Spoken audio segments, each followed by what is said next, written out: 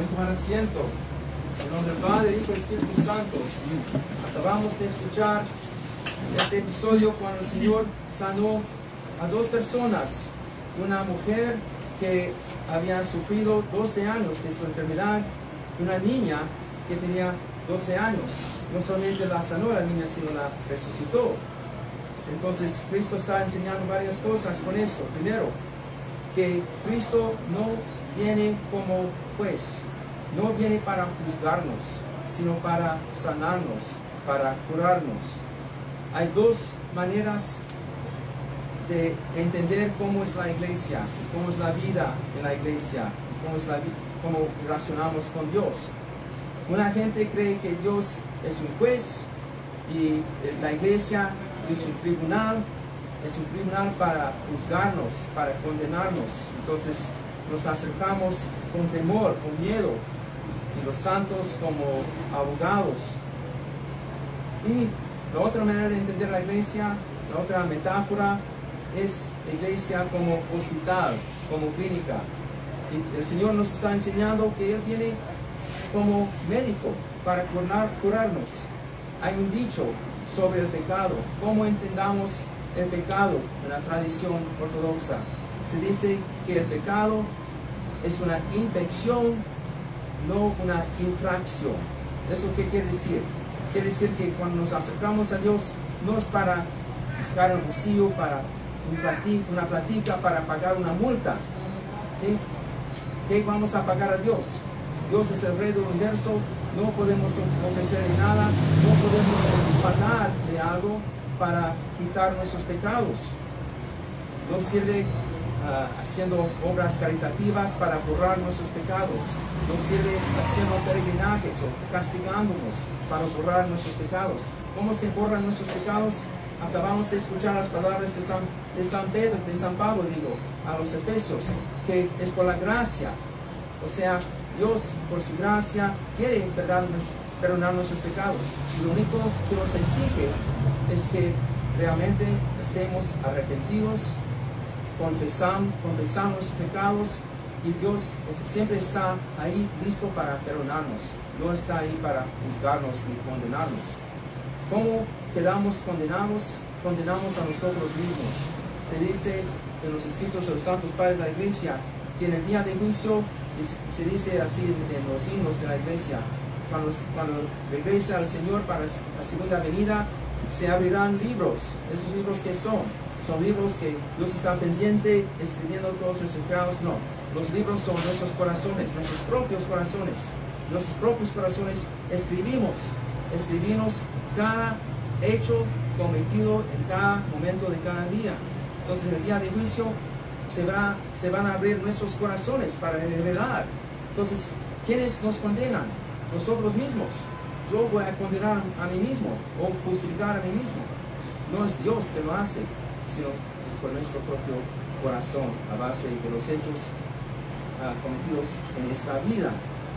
Entonces, el pecado no es una infracción para pagar una multa, sino una infección, una enfermedad. Entonces Cristo nos viene para curarnos, para sanar nuestra alma, para quitar las pasiones, para quitar los vicios y para volver a llenar ese vacío con las virtudes. Si tenemos impaciencia, Cristo le reemplaza con la paciencia. Si tenemos odio, Cristo lo quita y lo reemplaza con el amor que solamente proviene de Dios. No es un amor natural, no es un amor humano, es un amor sobrenatural, el amor que solamente proviene de Dios. Entonces, en la medida en que vamos limpiando el corazón, en la medida en que permitimos que la gracia de Dios nos llegue para quitarnos las pasiones, los vicios, y en la medida en que nos vamos acumulando las virtudes, entramos en la fase de la purificación. Entonces Cristo sanaba a la gente no solamente para sanarlos, aunque eso fue algo muy positivo en la vida de ellos, por supuesto, pero los milagros de Cristo, así como la prédica de Cristo, siempre tienen un objetivo, un otro objetivo, y el objetivo siempre es para para que tengamos fe en Él, para que reconozcamos que Él realmente es Dios. Únicamente Dios puede resucitar a esa niña. Ningún ser humano lo puede hacer. Entonces, al presenciar eso, se dan cuenta de que este hombre no es solamente maestro, no es solamente curador, no es solamente predicador, no es solamente profeta, sino Dios hecho carne, Dios hecho hombre. Los padres de la iglesia nos dicen, Dios se hizo humano para que el hombre se haga divino. Entonces, Dios no solamente se hizo humano para pisar esta tierra y dejarnos unas enseñanzas bonitas. No solamente vino a esta tierra para sanar a una gente y se fue, sino que Dios se hizo humano, aceptó nuestra propia carne y hueso con un propósito, para que nosotros en cambio nos hagamos divinos. Cristo se hizo el puente entre hombre y Dios. Antes de la encarnación de Dios en Cristo fue imposible llegar a Dios, porque no había puente, no había ningún Dios hombre, ninguna persona 100% Dios y 100% hombre que encontramos en Jesucristo. Entonces, ¿qué quiere decir eso de hacernos divinos? Eso significa hacernos omnipotentes o omniscientes o eternos de ninguna manera. No estamos en la naturaleza divina en ese sentido, porque solamente Dios tiene esas características. Pero nos hacemos divinos en el sentido de asumir el carácter de Dios, la personalidad de Dios, todos los rasgos de Dios, su amor, su paciencia, su sabiduría, su compasión, su perdón. Todas esas cosas son características de Dios. Los padres de la iglesia los llaman las energías de Dios. Dios nos viene no en su esencia, porque su esencia es inaccesible para nosotros, sino nos viene mediante sus energías, que no son cosas creadas por Dios, sino Dios mismo. Los padres de la iglesia usan la figura del sol. Está el disco del sol y los rayos del sol. Sentados aquí, ¿podemos ver el disco del sol? No, el sol está allá afuera, no tenemos acceso a eso, no podemos ver el disco del sol. En cambio, ¿podemos ver la luz del sol? Claro que sí, está entrando por la puerta. Estamos rodeados de la luz del sol. ¿La luz del sol también es sol? Claro que sí, claro que sí. Aunque no es el disco del sol, es inaccesible para nosotros, sino los rayos del sol, la luz del sol. Entonces los rayos llegan a nosotros y nos penetran, nos transforman, nos calientan, nos dan vida. En la misma manera, la esencia de Dios no es accesible, pero los rayos del sol, las energías de Dios, sí nos llegan, nos transforman y nos llevan la gracia de Dios, el poder de Dios, la sabiduría de Dios, para que podamos asemejarnos al carácter de Dios. En muchas teologías occidentales se enseña que Dios es solamente esencia y las energías son cosas creadas por Dios. Pero seguimos esa línea. ¿Qué pasa? Si Dios es solamente su esencia, Dios es inaccesible para nosotros. Dios queda afuera, Dios es alguien lejano de nosotros. Y los rayos que llegan de Dios, las energías, son simplemente cosas creadas por Dios.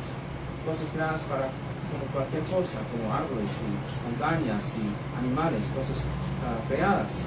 Pero en nuestra teología ortodoxa, las energías no son cosas creadas por Dios, sino Dios mismo. Entonces podemos tener una interpenetralidad con Dios. Eso significa, ¿qué significa? Que Dios no está lejano de nosotros. Si nosotros permitimos que Él nos llegue y que nos penetre. Eso se llama la deificación. Pero la deificación no viene de un día a otro. Primero viene la purificación, cuando Dios limpia nuestra alma. Luego viene la iluminación o la contemplación de Dios. Y finalmente la deificación.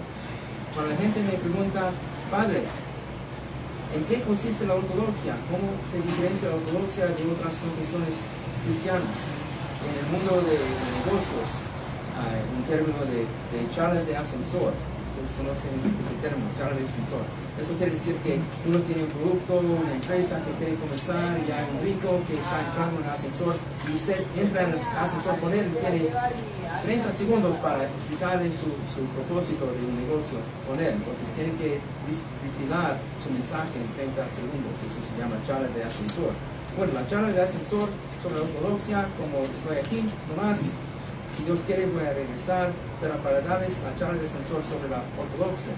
La ortodoxia no solamente es que nosotros no tenemos papa, los católicos romanos sí. Los curas católicos romanos no tienen esposa, los curas ortodoxos sí. Esas son cosas superficiales, pero la esencia de la ortodoxia es la deificación. Que Dios se hizo humano para que nosotros nos hagamos divinos. Si uno lee alguna catequesis occidental sobre cuál es el propósito de la vida, es la pregunta más importante. ¿Cuál es el propósito de la vida? ¿Qué vamos a experimentar en la vida que viene, en el mundo que viene? En muchas catequesis occidentales se dice que vamos a contemplar a Dios por siempre. Eso suena muy bien, pero en los 3 pasos que he explicado, purificación, iluminación, deificación, contemplar a Dios es solamente el segundo paso. Iluminación quiere decir que Dios nos abre los ojos para poder verlo, ver su luz, gozar de su presencia, pero siempre que yo estoy aquí y Dios está allá. En cambio, la deificación, el tercer paso, que solamente se encuentra en la iglesia ortodoxa, es una penetración mutua entre Dios y el hombre. Entramos en la vida de Dios, Dios entra en la vida de nosotros, nos penetra con sus energías no creadas. Y esas energías que son Dios mismo, los transforman. Entonces, hermanos, tenemos que emprender este camino de esos 3 pasos. Es interesante que cuando Cristo llega a la casa de la niña muerta de 12 años, entra en el cuarto de ella, y ¿quién lo acompaña? ¿Quiénes fueron invitados por Cristo? Los padres de la niña, por supuesto, ellos tenían todo el derecho de estar ahí con su niña para presenciar la resurrección de ella, pero también Cristo trajo con él 3 discípulos nomás, Pedro y los hermanos Jacobo y Juan. ¿Por qué estos 3? En otro pasaje del Evangelio leemos de la transfiguración de Cristo en la montaña cuando le reveló su gloria. ¿Pero a quiénes reveló su gloria? Solamente a 3, a Pedro, a Jacobo y a Juan. ¿Por qué esos 3 nomás? Porque estos 3 fueron los únicos de todos sus discípulos que estaban capaces de aguantar la luz de Dios. Cristo dejó los demás apóstoles y los demás discípulos al pie de la montaña. ¿Por qué? ¿Porque les estaban privando de algo? No, porque ellos no estaban capaces de experimentar la plenitud de la gloria de Dios. Entonces, Pedro, Jacobo y Juan, entre todos los discípulos de Cristo, eran los más maduros espiritualmente. Entonces solamente a ellos Cristo los invitó a entrar en el cuarto de la niña para presenciar la resurrección de ese milagro más grande de todos. Entonces, ¿eso qué nos enseña? Regresando al tema de la deificación. La vida en Cristo es un camino. Y cada día tenemos que hacer progreso. Si estamos parados, sin mover, realmente estamos regresando atrás. Es como estar en una escalera eléctrica en un centro comercial, pero estamos tratando de subir para arriba y la escalera está bajando. ¿Y qué pasa? Si estamos en un punto en la escalera, pensamos que no estamos progresando ni echando atrás, pero realmente estamos bajando, ¿sí? Porque la escalera misma está bajando. Entonces, ¿qué tenemos que hacer para subir? Tenemos que esforzarnos para contrarrestar el movimiento de bajar de la escalera eléctrica. Tenemos que esforzarnos para subir. Y así es la vida espiritual. No podemos estar quietos. No podemos mirar atrás y decir, ya he hecho mucho progreso en mi vida espiritual. Cada día es un nuevo comienzo. Cada día es una nueva oportunidad. Cada día Cristo está aquí para perdonarnos, para ayudarnos, para acompañarnos, para llenarnos de su Espíritu, para transformarnos con su gracia. Pero nos requiere el esfuerzo cada día. Yo sé que ustedes han vivido muchas cosas, han pasado por algunas experiencias tal vez desagradables, y eso sí es difícil, pero Dios está con nosotros. Dios está preparando algo desde hace años. Vemos en el Evangelio que la mujer estaba enferma por 12 años y la niña tiene 12 años de edad. ¿Eso qué significa? Significa que Dios tenía algo preparado desde hace 12 años antes. Entonces Dios también tiene algo preparado para nosotros. No sabemos cuánto tiempo se demora más, pero tenemos que tener fe, tenemos que tener paciencia, y Dios nos va a llegar, con la gracia de Dios y con la voluntad de Dios vamos a comenzar una obra ortodoxa aquí en nuestra comunidad. Entonces, ¿qué podemos hacer mientras tanto? Porque sin sacerdote, sin sacramentos, es muy fácil desanimarse y pensar que no hay iglesia. Pero, ¿qué podemos hacer? ¿Qué debemos hacer? Cada familia, cada casa debe convertirse en un templo ortodoxo. ¿Cómo así? Todos debemos tener un rincón en la casa, tal vez en la sala, con el icono de Cristo, el icono de Madre de Dios, otros iconos de santos importantes de cada uno, su Biblia, su libro de oración, tal vez una lámpara, tal vez una vela, y cada mañana en familia rezando 5 minutos, y por la tarde, no muy tarde para llegar cansados, pero en la tarde, en mi caso siempre lo hacemos a las 6 de la tarde para tener el resto de la tarde libre. Pero 5 minutos en la mañana, 5 minutos en la noche en nuestro santuario, en nuestro rincón dedicado a Dios en la casa, nuestro templo ortodoxo en la casa, mientras que estemos esperando un templo para toda la comunidad aquí en Cúcuta. ¿Y qué más podemos hacer? Si no tiene libro de oraciones, simplemente puede rezar el Padre Nuestro, pero en familia, en la mañana, Padre Nuestro en la noche, y cualquier otra oración que conozca. También pueden observar los ayunos de la iglesia. No tenemos tiempo para explicar cómo son los ayunos, pero pueden investigar, porque al ayunar, al participar en los ayunos de la iglesia, debemos recordar que no es una regla, sino que al mismo tiempo Cristo dice a sus discípulos, cuando ustedes ayunan, no dice, si ustedes algún día deciden ayunar, dice, ¿cuándo ayunan? O sea que la expectativa es que todo cristiano ayuna según las costumbres de la iglesia. Entonces, haciendo esto, oraciones en la mañana, en la noche, observando los ayunos, leyendo la Biblia todos los días en familia, leyendo las vidas de los santos. Hay tantos materiales para encontrar en línea. Cuando mi esposa y yo entramos en la iglesia ortodoxa en el año 95, estábamos en Bogotá y no había ninguna presencia ortodoxa en ninguna parte de Colombia. Tampoco había internet en esos días. Entonces nos tocó pedir libros por correo y convertir nuestra casa en una casa de oración, un templo para el Señor. Nos tocó asumir la responsabilidad por nuestras propias vidas espirituales en ausencia de un templo, en ausencia de sacramentos, en ausencia de un sacerdote, hasta que llegara la autoridad. Entonces, este es el mensaje para nosotros, que Dios estaba preparando algo para esa mujer enferma. Dios estaba preparando para la familia de esta niña que se murió, y que solamente los que son preparados, como Pedro, Jacobo y Juan, pueden entrar en ese cuarto. Eso nos enseña que tenemos que seguir creciendo, progresando, sin cansar nuestra vida espiritual, pasando por la purificación a la iluminación, finalmente cuando las energías de Dios nos penetran, nos transforman en la deificación, porque Dios se hizo humano para que nosotros nos hagamos divinos.